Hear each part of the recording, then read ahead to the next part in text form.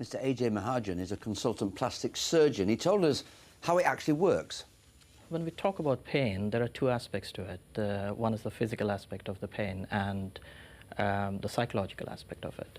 And in the past, or up to now, when we've been treating burns patients, we tend to distract them with distraction techniques or respiratory exercises or something similar. But it doesn't actually take away the painful stimulus that goes with the pain. And VR actually works on what's called a gate control theory of pain, which takes care of both these aspects. It can reduce the amount of pain stimulus going to the brain, and it can reduce the amount of how the pain is perceived by the brain. So for somebody who suffers from burn injuries, how can this actually help them then?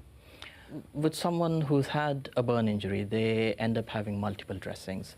Now, the first dressing change, the patient isn't completely aware as to what to expect, but it can be quite painful. And from the second dressing change, obviously, the patient is well aware psychologically, they're way up there, psyched up about the dressing change.